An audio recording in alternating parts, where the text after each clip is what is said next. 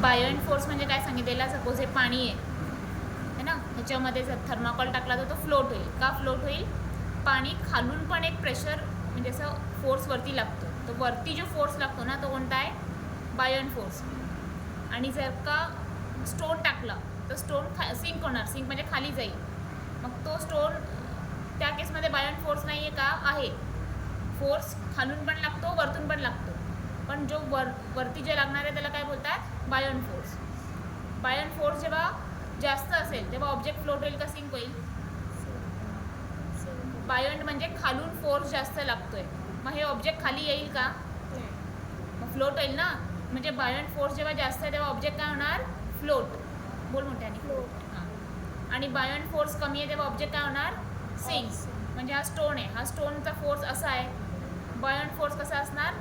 असा वरती आहे ना. तर त्या केसमध्ये बायोएंट फोर्स कमी आहे, स्टोनचा फोर्स जास्त आहे, म्हणून स्टोन काय होतो? सिंक होतो. म्हणजे बायोएंट फोर्स जास्त असेल तर फ्लोट होणार. आणि तेव्हा ऑब्जेक्ट काय असतं? लाईट असतं. म्हणजे ऑब्जेक्ट जेव्हा लाईट असेल तेव्हा ते फ्लोट होणार. लाईटला काय बोलतात? Less dense. वजन जास्त असेल तर काय बोलतात? More dense. कळलं? If the buoyant force is greater than object weight, buoyant force जास्त आहे ना, तर मग ऑब्जेक्ट काय होणार? फ्लोट.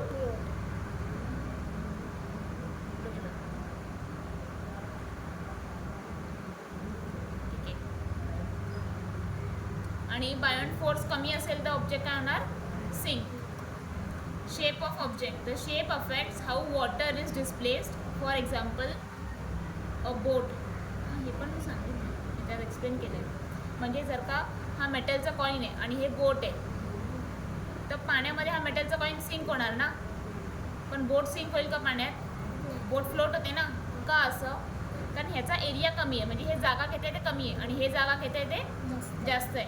मग याला कसं लिहिणार की हां हां, हे कशामुळे होतं? शेपमुळे. याचा शेप कमी आहे, याचा शेप जास्त आहे ना. A wide of shape spreads. Wide नाही आहे,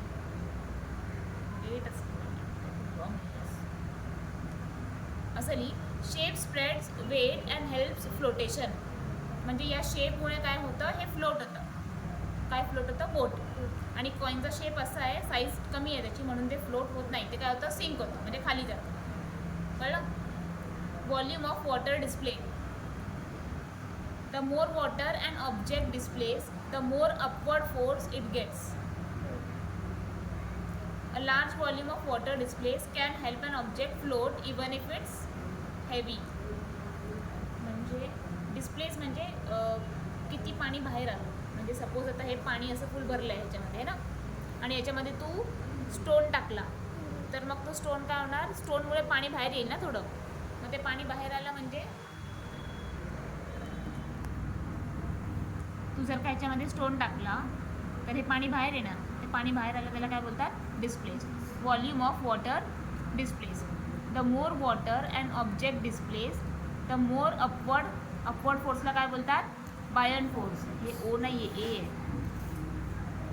अपवर्ड फोर्स इट गेट्स. म्हणजे हे ऑब्जेक्ट जेवढं हेवी असेल तेवढं हे खाली जाणार आणि तेवढं पाणी बाहेर येईल. पाणी बाहेर आलं म्हणजे कोणता फोर्स लागला? पाणी असं आलं ना, अशा डायरेक्शनमध्ये कोणता फोर्स आहे? बायोएंट. खाली जाणारा कोणता फोर्स आहे? ऑब्जेक्टचा फोर्स. ठीक आहे. तो ऑब्जेक्ट हेवी असेल तर असावाला जास्त असेल, ऑब्जेक्ट लाईट असेल तर हा फोर्स जास्त असणार. सो पाणी जर का बाहेर येते म्हणजे पाण्याला कोणता फोर्स लागतोय? हा की हा? हा वाला की हा वाला? पाणी बाहेर येत आहे ना, मग वरती येत आहे ना, म्हणजे हा फोर्स लागतोय ना. हां. So more water and object displace. Displace म्हणजे हेच वॉटर जे बाहेर आलं आहे. The more upward force. पाणी बाहेर आलं म्हणजे त्याला कोणता फोर्स लागला आहे? बायोएंट फोर्स लागला आहे. पाणी बाहेर आलं म्हणजे त्याला कोणता फोर्स लागला आहे? हा वाला. हा कोणता आहे? अपवर्ड. सेंटेन्स बोल, काय बोलणार? The more water and object म्हणजे वस्तू. displace, the more upward force it gets. it gets. A large volume of water displaced can help an object float even if it's heavy.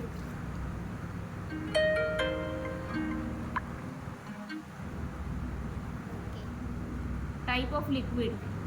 Some liquid like salt water are denser than others like fresh water. Denser म्हणजे याचं वजन थोडं जास्त असेल, मिठाचं पाणी असतं ना ते, as compared to fresh water. एच आहे. फ्रेश वॉटर म्हणजे जे वॉटर आपल्याला माउंटन्स वगैरे येतात, रिव्हर्स वगैरे, ते fresh water. Objects are more likely to float in नाही इन In.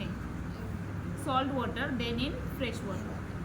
सॉल्ट वॉटरचं वजन जास्त, ह्याच्यामध्ये ऑब्जेक्ट फ्लोट होईल, ह्याच्यामध्ये एवढे नाही होईल. कळलं? Very question आहे. हा पण क्वेश्चन तोच आहे. आता मी एक्सप्लेन केलं ना, शिप सिंक होणार का? नाही, फ्लोट होईल. का फ्लोट होईल? आणि ते हे जास्त हां. जागा जास्त घेते. Very good. So big ship Become float. float.